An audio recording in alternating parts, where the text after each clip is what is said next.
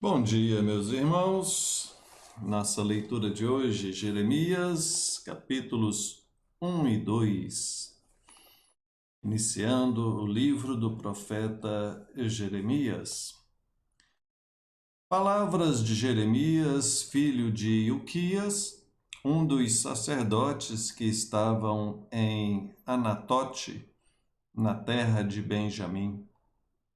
A ele veio a palavra do Senhor nos dias de Josias.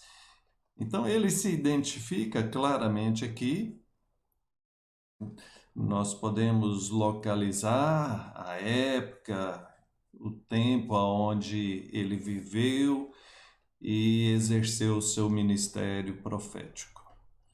Verso 4: A mim me veio, pois, a palavra do Senhor, dizendo: Antes que eu te formasse no ventre materno, eu te conheci, e antes que saísses da madre, te consagrei e te constituí profeta às nações. Fala do chamado dele, e esse chamado foi feito antes mesmo do seu nascimento. Deus o criou com esse propósito.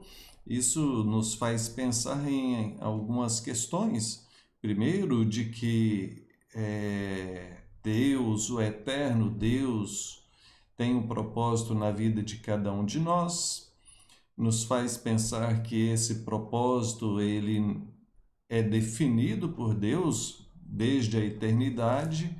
Deus não vai traçando um plano conforme as coisas vão acontecendo, e muito menos é nós que fazemos a nossa história. É o Deus eterno quem tem os seus planos para cada um de nós.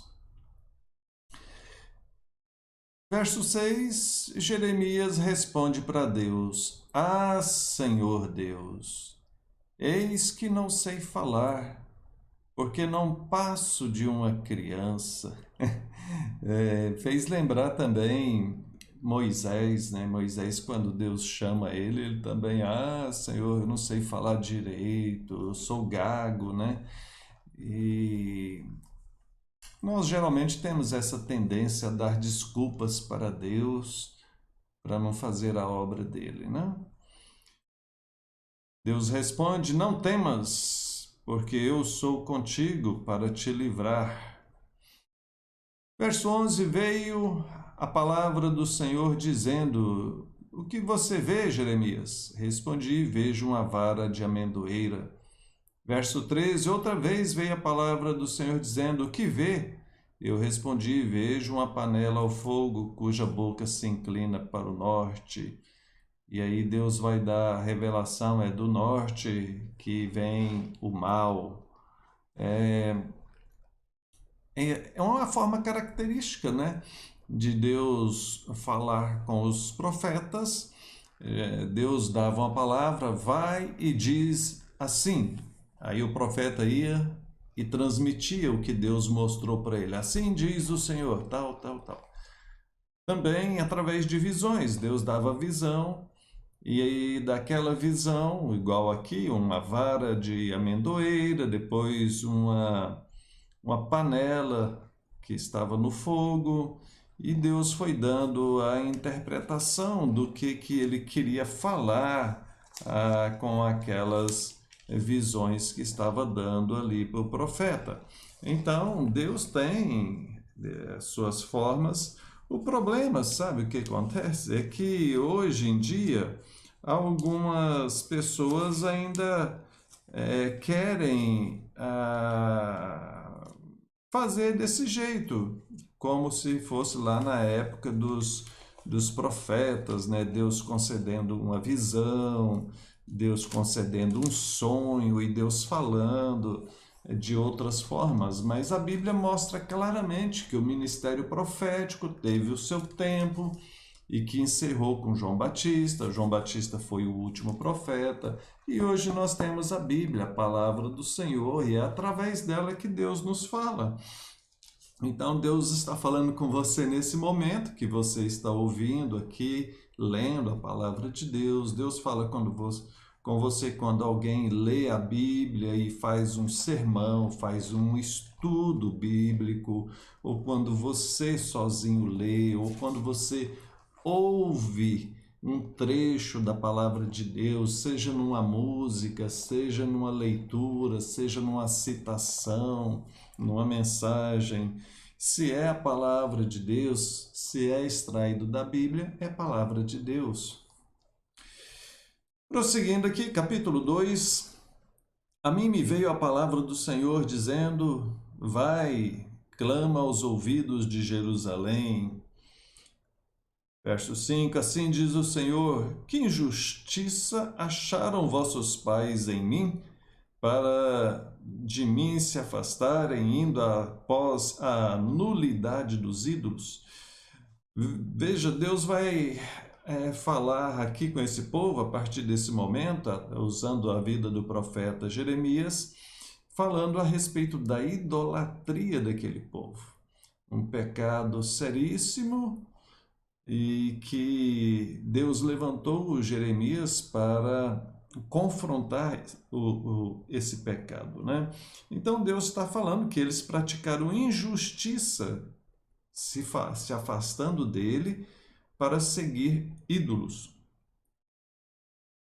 Verso 7: Eu vos introduzi numa terra fértil, para que comesseis o seu fruto e o seu bem, mas depois de terdes entrado nela, vós a contaminastes, e da minha herança fizestes abominação. Você deve conhecer a história. Eles estavam como escravos na terra do Egito. Deus promete a terra de Canaã, a terra que emana leite e mel. Deus leva eles para lá com braço forte, as 10 pragas, o mar se abrindo e etc. E quando eles chegam e entram naquele lugar, logo eles se voltam para a idolatria, se esquecem de Deus. Ah, misericórdia. Prosseguindo aqui, verso 11: O meu povo trocou a sua glória por aquilo que é de nenhum proveito. Espantai-vos diante disso, ó céus, e horrorizai-vos. Ficai estupefatos, diz o Senhor, porque 2 males cometeu o meu povo. A mim me deixaram o manancial de águas vivas e cavaram cisternas rotas que não retêm as águas. Ele está falando do fato de abandonar o Deus Todo-Poderoso, cheio de graça e misericórdia, para seguir, para se dedicarem, cultuarem falsos deuses. Verso 19: A tua malícia te castigará e as tuas infidelidades te repreenderão. Verso 20: Ainda que há muito quebrava eu o teu jugo e rompias as tuas ataduras, dizias tu: não quero servir-te, pois em todo outeiro alto e debaixo de toda árvore frondosa te deitavas e te prostituías. Veja, ele está falando de se prostituir. Ele não está falando de questão sexual, ele está falando de idolatria.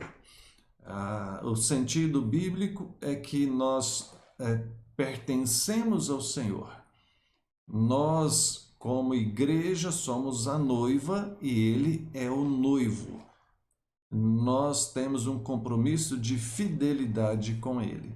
Quando alguém abandona o Deus verdadeiro e pratica a idolatria, adorando outros deuses, a Bíblia, o Senhor chama isso de prostituição.